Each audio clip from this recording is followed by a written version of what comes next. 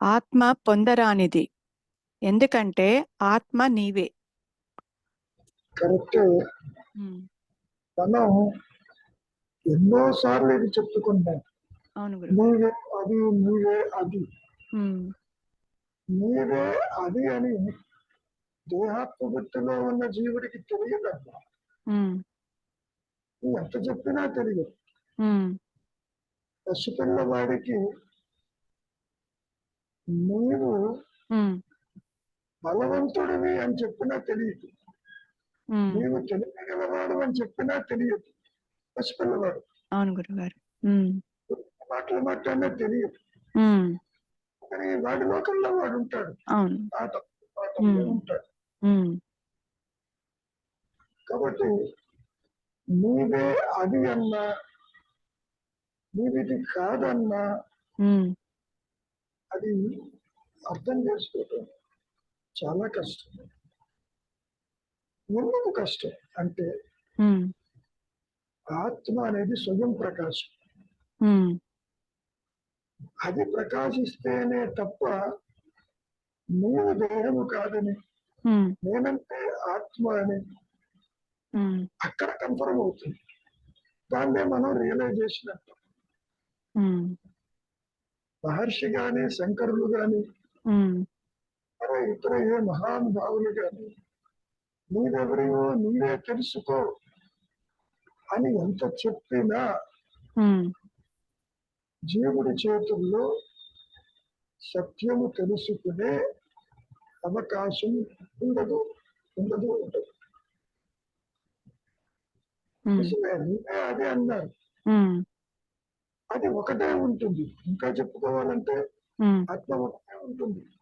సృష్టి లేదు, జీవుడు లేదు, జనన మరణాలు లేవు, అవస్థలు లేవు, జగత్తే లేదు అని ఎంత చెప్పినా దేహాత్మబుద్ధితో ఇవన్నీ చూస్తున్నటువంటి ఆయా జీవుడికి ఆత్మ ఒకటి ఉన్నదని దైనందిక జీవితంలో పుట్టుమెట్టాడుతూ ఉంటాడు. కాకపోతే అప్పుడప్పుడు భగవంతుడు ఉన్నాడంటే నమ్ముతాడు, లేదంటే వదిలిపెడతాడు. అహంకారమే. భగవంతుడు ఉన్నాడనేది అహంకారమే. అనేది అహంకారం. కాబట్టి నీ కోరికలు తీరటానికి భగవంతుడిని ఆశ్రయిస్తాడు, పూజలు చేస్తాడు, ధర్మరాచరిస్తాడు, స్థలాలకి పరిగెడతాడు. ఎందుకని? తాను తెచ్చుకున్న ప్యాకేజీలో సుఖం ఎప్పుడూ ఉండాలని, సుఖంగా ఉండాలని పరిగెడతాడు. సమస్య రాకూడదని. వాడు ఎంత పరిగెత్తినా ఉపయోగం లేదు. తెచ్చుకున్న ప్రారంభం అనుభవించక తప్పదు, మనిషికైనా ఎవరికైనా. కాబట్టి నీవే అది, అదంటే తెలియదు. అంటే తెలియదు, సంస్మరణ అంటే తెలియదు. ఎంత డొంక తిరుగుడుగా నీవు లేవనవు కదా, ఉన్నాననే అంటావు కదా, ఆ ఉన్నదే ఆత్మ అని పసిపిల్లవాడికి ఎన్ని రకాలుగా నువ్వు చెప్పినా తెలియదంటే అనుభవానికి రాదు.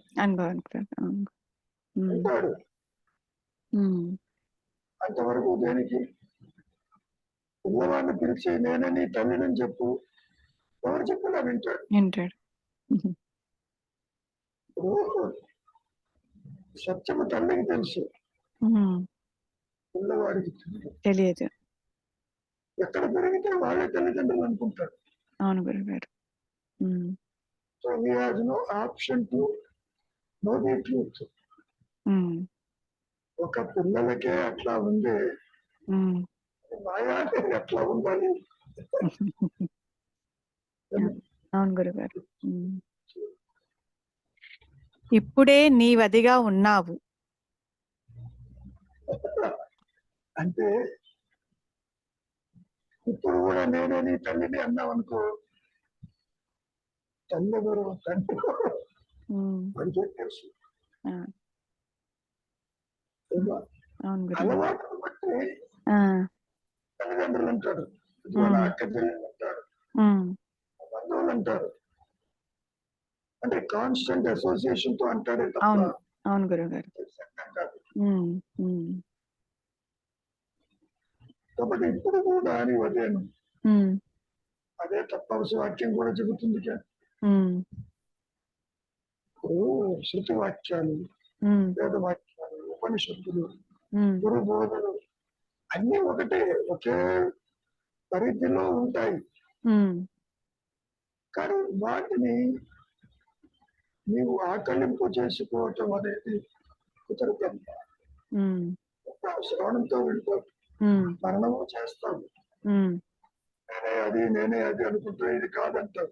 ఉమ్, అప్పటికి మహర్షి ఏమన్నారు, నేను ఇది కాదు నేనే అదని జపం చేయటం కాదు, దానివల్ల ఉపయోగం లేదు. అవును. ఉమ్, అనుకోవడం కాదు, నేనే అది నేను. ఉమ్, కాబట్టి అది అనేది, సత్యం అనేది దానంతట అది ప్రకాశిస్తేనే తప్ప ఉమ్, నాన్ ఎగ్జిస్టింగ్ జీవుడికి ముక్తి లేదు. ఉమ్, ఉమ్, ముక్తి అంటే నీ సెన్స్ సత్యం అట్లా తెలియదు. ఉమ్, పైగా అహంకారాన్ని, వ్యక్తిత్వాన్ని అట్టపెట్టి ప్రకాశించదు. ఉమ్, అది కూడా డ్రాబ్యాక్.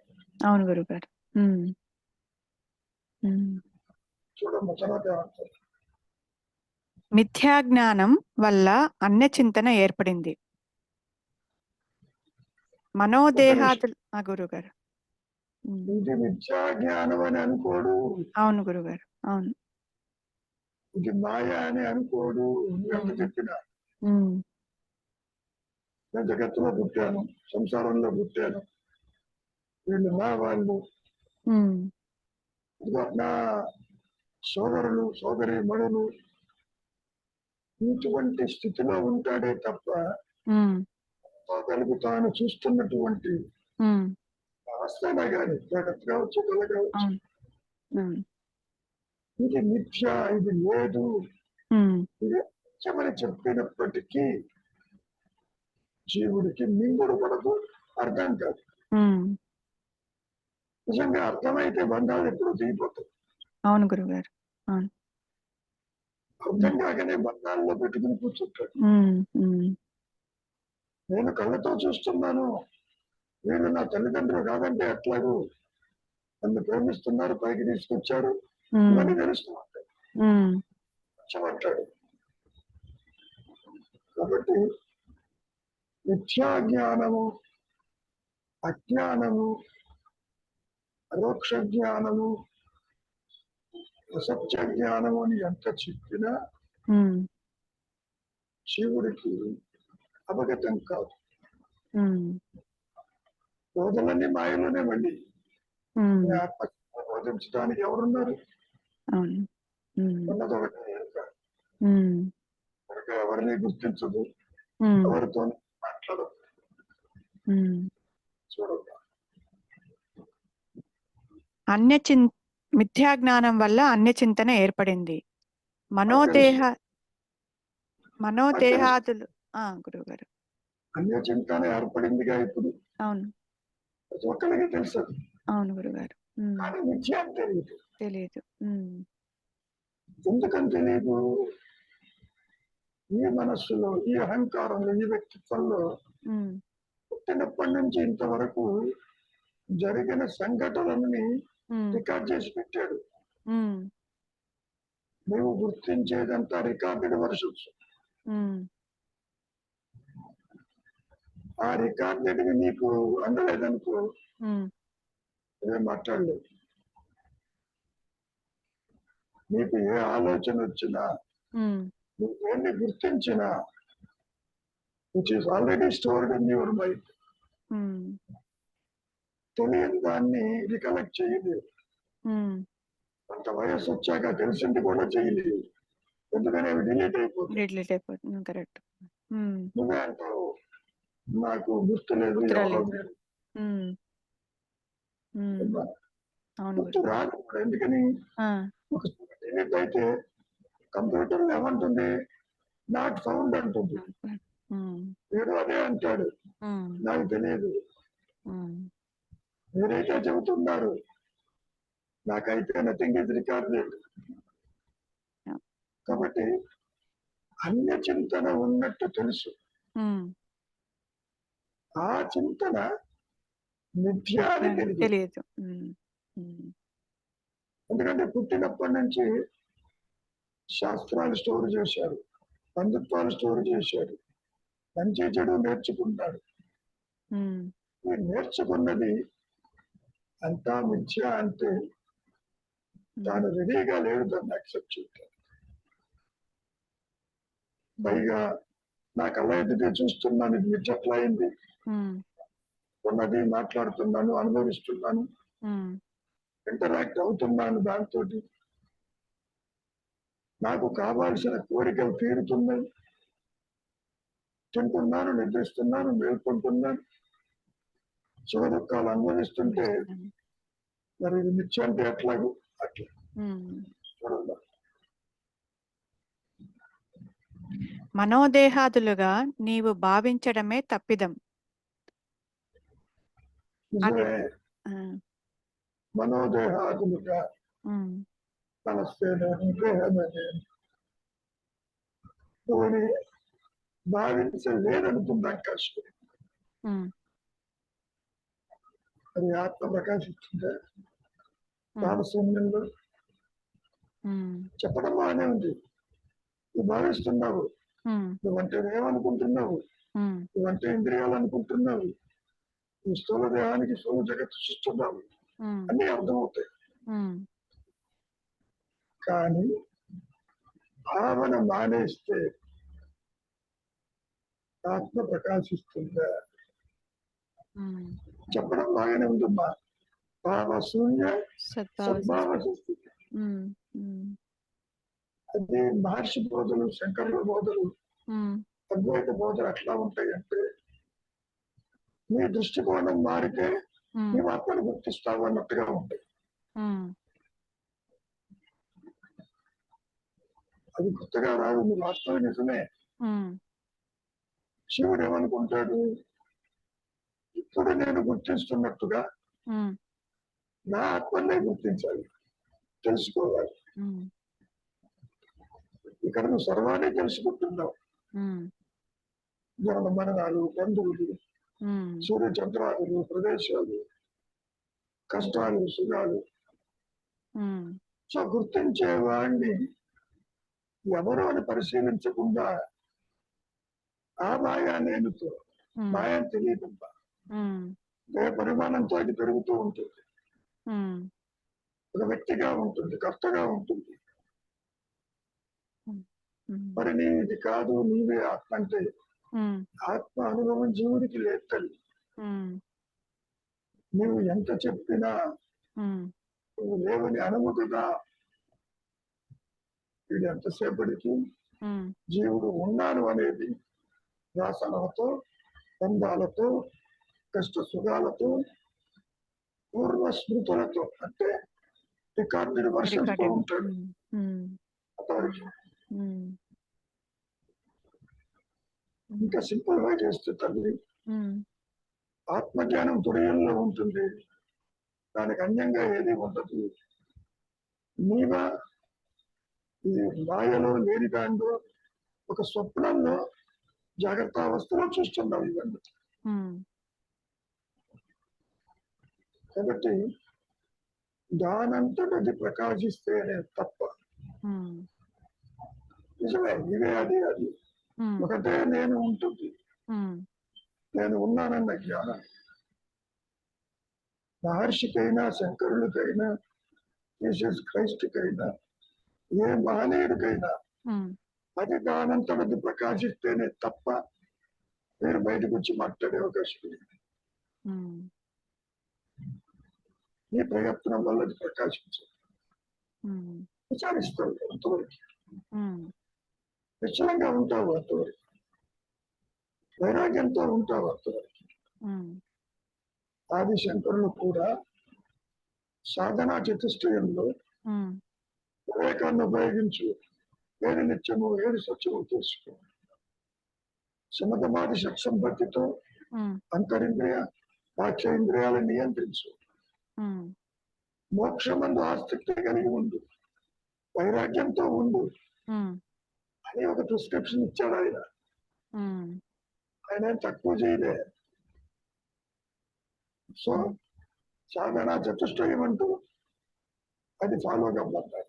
ఉమ్, నీవు ఎంతటి వైరాగ్యం వచ్చినా, ఉమ్, ఇంద్రియాల వెంట వెళ్ళకపోయినా, ఉమ్, అహంకారం వ్యక్తిత్వం అది ఉత్తరాయిత్యమై ఉంటుంది, కానీ ఉమ్, ఆత్మ ప్రకాశింపజేయదు. ఉమ్, కారణం ఈ రెండు ఆపోజిట్స్ అన్నమాట. ఉమ్, ఇది గుర్తించండి బాగా. ఉమ్, ద్వైత జ్ఞానం అజ్ఞానమైనప్పుడు ఉమ్, అజ్ఞానంతో జ్ఞానాన్ని ఎలా గుర్తిస్తావు? అవును. జ్ఞాన అజ్ఞానాలు ద్వంద్వాలు ఆపోజిట్స్. ఆపోజిట్స్. ఇది చీకటి, అది వెలుగు. ఉమ్, వెలుగు ఉన్నది, లేనిది చీకటి. ఉన్నది లేనిది ఎలా కలుస్తాయి? అవును.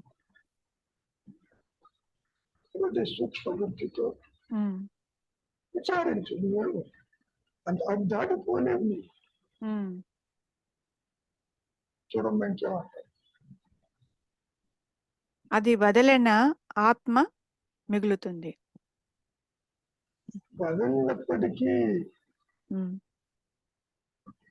పోనీ ఇది ఏమన్నా ఆత్మ నుంచి వచ్చి ఉంటే అనుకోవచ్చు. ఉమ్, లేదు. కాడు నుంచి పాము వస్తే పాము వదులుతుంది అనేది నీకు అర్థమైంది. ఉమ్, ద్వైతంలో పామే లేదు. లేకపోతుంది. అవును గురుగారు. ఉమ్, అసలు అమ్మా, నీకు ఆలోచన వచ్చినా రాకపోయినా ఉమ్, ఆత్మ ప్రకాశం అనేది జ్ఞాన దృష్టి దానంతటా అది రివీల్ చేసుకుంటేనే తప్ప నీ స్వరూపము అదని తెలియదు. ఉమ్, ఆభరణం దానికి కొంచెం ప్రాణం పోసావు అనుకుంటావు. ఉమ్, నీవే బంగారం, నీవే బంగారం ఉమ్, అంత చెప్పినా ఉమ్, నామరూపాత్మకములు పూర్తిగా కరిగిస్తేనే తప్ప ఉమ్, బంగారం బయటపడాలి. బయటపడు. అవును. ఉమ్, ద్వైతంలోకి అర్థమవుతుంది. ఉమ్, అట్లా కరిగించేవాడు ఏది ఇక్కడ? అది మెయిన్. ఉమ్, అహంకారమా? దానంతరది కష్టం కాదు. నష్టం కాదు అది. ఉమ్, చీకటి అజ్ఞానం అనేది తనకి సామర్థ్యం లేదు. ఉమ్, పుట్టుకతోనూ నష్టం లేదు. దానికి ఉమ్, వెలుతురు వస్తేనే చీకటి పోతుంది. ఉమ్, సత్యము తెలిస్తేనే అజ్ఞానమని గోలబెట్టేది దృశ్యం. ఉమ్, మన దైనందిక జీవితంలో కూడా ఉమ్, అసత్యము అని తెలియకుండా చాలా కాలం ఉంటారు. ఉమ్, సత్యం అందినప్పుడు అసత్యం పోతుంది. ఉమ్, అవును గురుగారు. అట్లాగే ఉమ్, నేను ఉన్నానన్న జ్ఞానము ఉమ్, అది ఎక్స్క్లూజివ్ గా ప్రకాశించినప్పుడు ఉమ్, మాత్రమే ఈ జీవుడు, జగత్తు, సృష్టి, ఈశ్వర భావనలు, వ్యక్తిత్వము, ద్వైతము, ఉమ్, అవస్థలు అదృశ్యమవుతాయి. ఉమ్, నీ అంతటా నీవు తీసే కెపాసిటీ నీకు లేదు. నీ అన్ని మార్గాలు చెప్పిన ఉమ్, శరణాగతిగా విచారించు, ఉమ్, వారి భక్తి కర్మ జ్ఞానాదుల్లో ఉండు, ఉమ్, ఇది చెయ్యి అది చెయ్యి అని ఎంత చెప్పినా గాని ఉమ్, ఆత్మని, నీ సహజత్వాన్ని దానంతటా అది రివీల్ చేసుకుంటుంది. ఉమ్, ఇది నా అనుభవంతో ఎన్ని రకాలుగా చెప్పినా ఉమ్, కానీ ఎవరికి అనిపించదు. ఉమ్, ఏది కాదో చెప్తారు, ఎంతవరకు బాగానే ఉంది. ఉమ్, విచారిస్తావు, నేది కాకపోతే నేనేమిటి? ఉమ్, నేను దేహం కాదు, నేనంటే ఆత్మనని జీవభావంతో తెలుసుకోలేదు. అవును గురుగారు. ఉమ్. ఇంకేమన్నా ఉందా? అయిపోయిందా? అయిపోయింది గురుగారు. అయిపోయింది అది మొత్తం చదువు. ఆత్మ పొందరానిది, ఎందుకంటే ఎందుకని? ఆత్మ ఎందుకు నీవే. పొందరాంది? ఎందుకు పొందరాంది? దానికి పొందదంటేనక ఆత్మకి అన్యంగా ఏం లేదు కాబట్టి, ఉన్నది అదే కాబట్టి. భావనమ్మా, ఆ మన గురించి ఏ వర్ణన చేసినా భావనే. కంటే మనసు చెప్పటం ఉమ్. నేనే అదన్నా, ఉమ్. ఆత్మ లేదన్నా, ఉమ్. అది హంస్ఫురుడన్నా. అనుభవానికి ఆత్మ అనుభవం ఆత్మకే ఉంటుంది. ఉమ్. అది ప్రకాశించిన తర్వాత కూడా జగత్తు కనబడుతుంది. ఉమ్. ఆ జగత్తును చూస్తూ ఈ మాటలు మాట్లాడతారు. So called realized souls. Um. Um. Okay. చదువు. ఉమ్. ఆత్మ పొందరానిది, ఎందుకంటే ఆత్మ నీవే, ఇప్పుడే నీవదిగా ఉన్నావు. మిథ్యాజ్ఞానం వల్ల అన్యచింతన ఏర్పడింది. మనోదేహాదులుగా నీవు భావించడమే తప్పిదం. అది వదిలిన ఆత్మ మిగులుతుంది. ఉమ్. ఇందులో అర్థం కాదంటూ ఏది ఉండదు. కానీ ఆచరణకు వచ్చేసరికి ఎక్కడ వేసిన గొంగలు అక్కడే ఉంటుంది. అవును గురుగారు. అర్థం కాక కాదు, ఉమ్. అనుగ్రహం లేక. ఉమ్. అనుగ్రహం అంటే ఆత్మ దానంతట అది రివీల్ చేయాలి. ఉమ్. అది రివీల్ చేస్తూనే ఉన్నదని నేను ఎంత చెప్పినా ఉమ్. నీ దృష్టి పరోక్షంలో ఉంది, పరోక్షంగా ఉంది. అన్యత్వంలో ఉంది. ఉమ్. అవును. నీవు అంతర్ముఖమైనప్పటికీ ఉమ్. నీవు మిగిలే ఉంటావు తప్ప ఉమ్. నేను ఇది కాదు, నేనంటే ఆత్మనని జీవ భావనతో ఉమ్. ఆత్మని గుర్తించటం అంత అవశ్యం. ఉమ్. ఎందుకని ఉమ్. లేనిది లేనిది. ఉమ్. ఉన్నదాన్ని ఎట్లా గుర్తిస్తుంది? అవును ఉంది, గురుగారు. ఉమ్. నిజం. ఉమ్. కానీ ఇది లేనిది అని అనుకోవటం లేదు. అవును. ఆవరణం బంగారంగానే కనపడుతుంది. జీవాత్మ భావన ఆత్మతోనే ఉన్నది. ఇది అవును. అందుకే సత్యంగా కనపడుతుంది. అవును. అందులో సందేహం లేదు.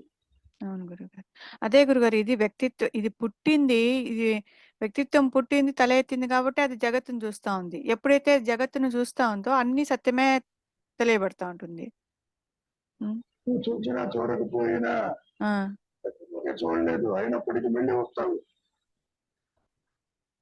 మిత్ర, అవును. ఉన్నటువంటి ఆత్మస్థితి నీకు తెలియదు. అవును. అవును గురుగారు. వృత్తిరాహిత్యమైన మనస్సు ఆత్మే అని చెప్పిన ఉమ్. మిత్రావస్థలో ఉమ్.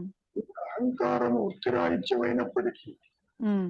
అక్కడ ఉన్నది ఆత్మని తెలియదు. తెలియదు. ఉమ్. ఎందుకని? జీవుడు మిగిలి ఉంటాడు. మిగిలి ఉంటాడు. నష్టం కాలేదు అక్కడ. నష్టం కాదు. ఉమ్.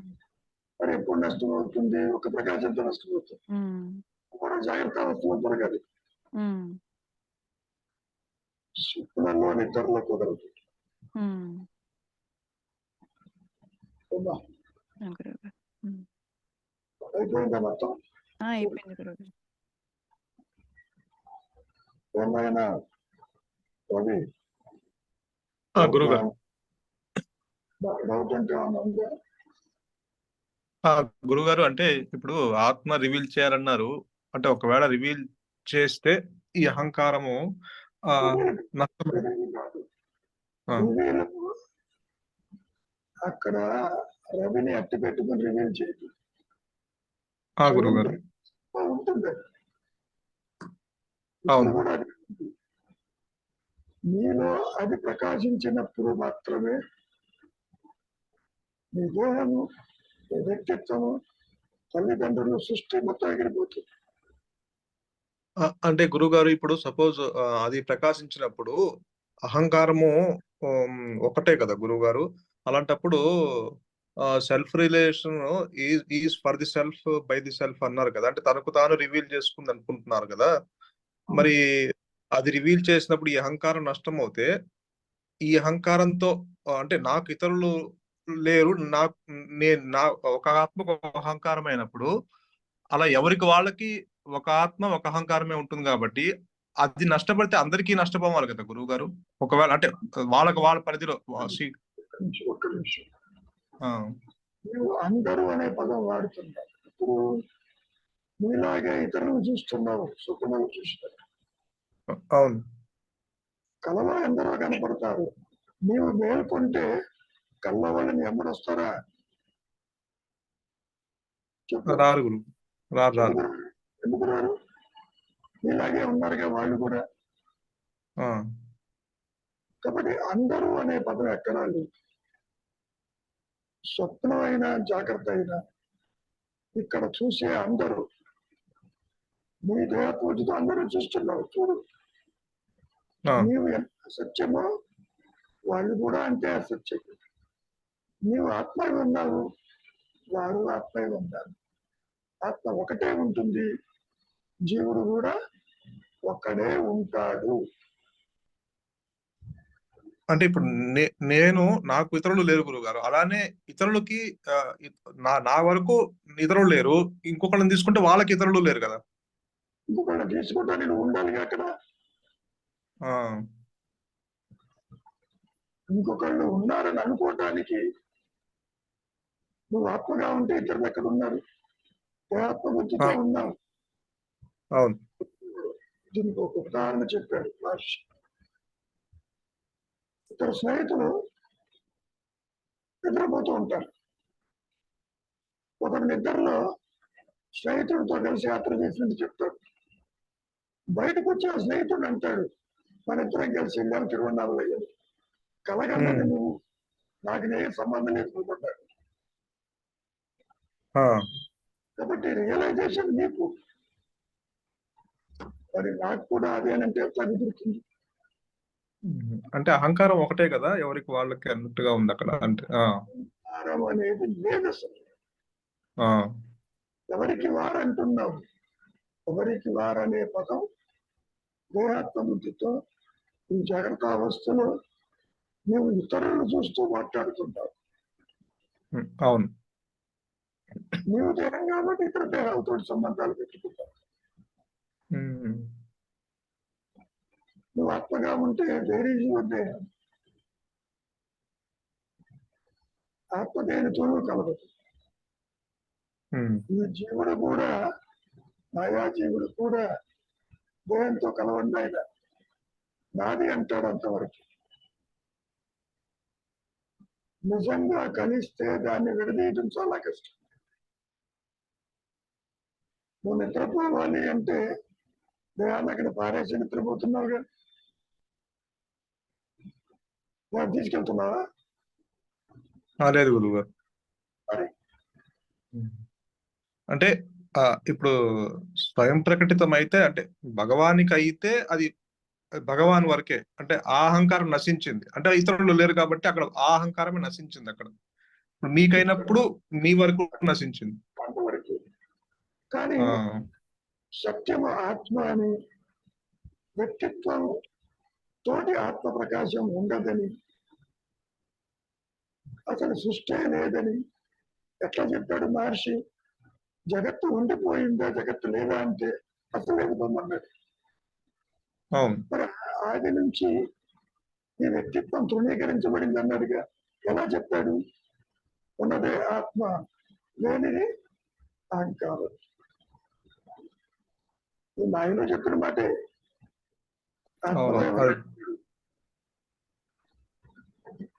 మళ్ళీ మనసు రావాలి బయటికి. వస్తుంది, దానికి ఎక్స్పైరీ డేట్ ఉంది 1950 దాకా దేహానికి. అందుకని అవి చెప్పడానికి ప్రయత్నం చేస్తాం. అది అడిగితే ఎన్ని చెప్పినా అవి కూడా మాయలోనిదే. సత్యం అందించలేరు ఆయన, ఎవరు అందించలేరు. అదే జీవ జగత్ ఈశ్వరులు ముచ్చపు చిప్పుల వెండి వలె కలపరా మాత్రులే అని చెప్పారు భగవాన్. అంతేగా మరి. ఉమ్. ఇప్పుడు స్వరూప జ్ఞానం అందించేది కాదు, ఆత్మానుభవం ఆత్మకే ఉంటుంది. నీవు అదేనన్నా అది ప్రకాశిస్తుంది తప్ప రవిగా నీవు దాన్ని దర్శించలేదు. ఎందుకని? Ravi is a phantom. అసలు అహంకారానికి పుట్టుకలేదు. దేహం ఉన్నట్టు దేహం పుట్టుక నీ పుట్టుక అనుకుంటున్నావు ఇక్కడ. అవును. కాబట్టి మరి ఏ విధంగా తీసుకోవాలి చెప్పు.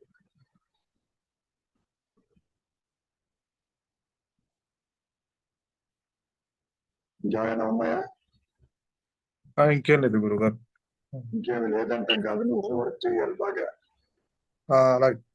వాళ్ళు శ్రద్ధగా వింటున్నావు, ఇంకా విచారించాలి, నీకు అవగతం అవుతుంది. అలాగే. ఇప్పుడు ప్రకాశించడం అనేది కొత్తగా ఏది రాదు నాయన. ఇది ఇంతకుముందే కదా, నా స్వరూపం ఉంది ఇంతకుముందు అని నీకే అనిపిస్తుంది. ఏ విధంగా అయితే ఆభరణానికి బంగారం లేకుండా ఉండలేదు, ఆభరణంతో బంగారంతో కలిసిందిగా, ఇక్కడ కూడా జీవభావన ఆత్మ కలిసే ఉంటుంది. ఆత్మ లేకుండా జీవభావన ఉంటుంది, కానీ జీవభావం లేకుండా ఆత్మ ఉంటుంది. గురుగారు చెప్పమ్మా. ఇక్కడ నిన్న జీవుడు వృత్తిరాహిత్యం అయినప్పటికీ, శరణాగతి అయినప్పటికీ ఆత్మ ప్రకాశం అయ్యే అవకాశం లేదు, ఉన్నాను అన్న ఎరుక నీ సహజత్వం అన్నారు. అవునమ్మా. ఎందుకని అంటే సంబంధం లేవు కాబట్టి. అయితే ఆత్మ ప్రకాశించిందే లేదు కదా. లేదు. పారిశ్రమే అన్నారు నేను శరణాగతి అయినాను 20 రోజుల క్రితమే, ఇంతవరకు కాలేదు, ఏమిటి సంగతి అన్నారు. శరణాగతి అయితే కాలేదని చెప్పేవాడు ఎవడు? కాలేజీ పంపన్నాడు. శరణాగతి అన్నా, ఆత్మ ప్రకాశం అన్నా, అహంకార రాహిత్యం అన్నా, సత్యం అన్నా అన్ని ఒకటేనప్ప.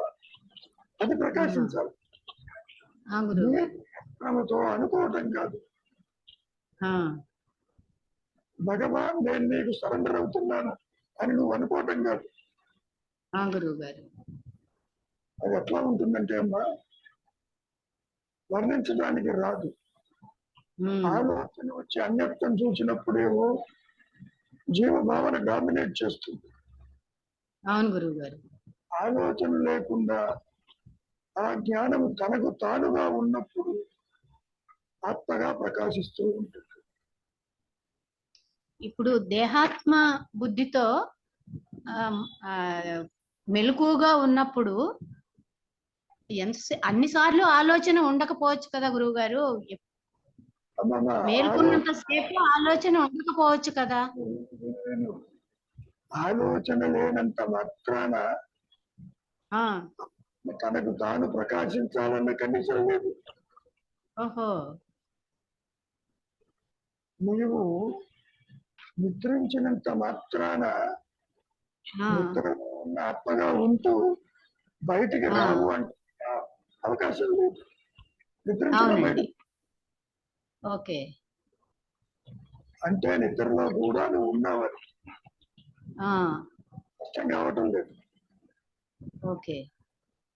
అలా ఆలోచన లేనంత మాత్రాన నీ వ్యక్తిత్వము నష్టం కావటం లేదు, అదృశ్యం కావటం లేదు. కానీ మరి మీరు ఆలోచన లేని మనస్సు ఆత్మే అన్నారు కదా. ఎందుకని? ఉన్నదే ఆత్మ కాబట్టి. బొమ్మలు తెర మీద పడకపోతే తెర మిగిలి ఉంటుందని చెప్పడం. అసలు మనస్సే లేదు, ఉన్నదే తెర. ఆలోచనలే లేవు, ఉన్నదే ఎరుక. ఇక్కడ జ్ఞాన దృష్టి నువ్వు నిజమే పరోక్ష జ్ఞానం వైపు వెళ్ళటం లేదు. ఆ, అది లోకానికి వెళ్ళి తనకు తాను ప్రకాశించాలి. అది అనుగ్రహం. ఉమ్. మీరు ఇంకోటి కూడా చెప్పారు గురువు గారు, ఆలోచన ఉన్నా నువ్వు వృత్తి రాహిత్యం అవ్వకపోయినా ఆ అనుగ్రహం ఉంటే అది ప్రకాశిస్తుంది అన్నారు. అంతేగా, అందరికీ అంతే. మహర్షికైనా నాకైనా అంతే. ఆ గురువు గారు. ప్రదేశాలు ఎక్కడికి పోయింది, సంసారం ఎక్కడికి పోయింది. ఏమ్మా? కాబట్టి చూసే జ్ఞానం ఒకటే ఉంటుంది. ఉమ్. అది అన్యత్వాన్ని చూస్తే కర్తగా ఉంటుంది. అవునండి, అర్థం. తనకు తాను ప్రకాశిస్తే కర్తత్వం ఎగిరిపోతుంది, దాంతో సృష్టి ఎగిరిపోతుంది. ఎగిరిపోతుంది. ఆ గురువు. కాబట్టి ఆత్మ వైపు నుంచి చూస్తే, జ్ఞానం వైపు నుంచి చూస్తే తనకు తానుగా ఉన్నది సత్యము. అన్యత్వాన్ని చూసేది అది పరోక్ష జ్ఞానం. అది జీవుడు అయిపోతుంది, లోయర్ సెల్ఫ్ అవుతుంది. ఏదో పేరు పెట్టాం, ఉమ్. దాన్ని పిశాచం అన్నాడు ఈయన. అవును గురువు గారు. కాబట్టి నాకే ఆలోచన లేదు, అయినా నాకు ఆత్మ ప్రకాశం కావటం లేదని ఒక్కొక్కరికి ఉంటుంది అట్లా. ఉమ్. ఏమ్మా? ఆ గురువు గారు. కూర్చే నేను జ్ఞానమే, కాబట్టి చాలా తక్కువ మోతాదులో జ్ఞానం. పూర్ణ జ్ఞానం కాదు. ఆ పూర్ణ జ్ఞానం దానంతరది అది స్వయం ప్రకాశం. అదేలేండి, అవును గురువు గారు. పూర్ణ జ్ఞానం అనే తెర మీదనే సాపేక్ష జ్ఞానము లోకాలు దర్శిస్తుంది. అంటే అవును గురువు గారు. ఆత్మలోనే ఇదంతా ఉన్నదని నాయన చెప్తూ అదే. సర్వం కలిగిదం బ్రహ్మ, ఇదంతా బ్రహ్మ. ఆ గురువు గారు. ఏమ్మా? ఆ, కాబట్టి అర్థమైంది. ఎందుకు అది ప్రకాశిస్తున్నా తెలియదంటానికి ఎవరు చెప్పలేరు. ఆ గురువు గారు. ఆత్మ లేకుండా జీవుడు లేడు. అవునండి, జీవుడు ఆత్మ తెలుసుకోవటం కుదరదు. అవునండి. అది ఎట్లా ఉంటుందంటే అమ్మా, ఆ జ్ఞానము తనకు తానుగా ప్రకాశిస్తుంది, అవునండి. నీ ఎఫర్ట్ వల్ల కాదు.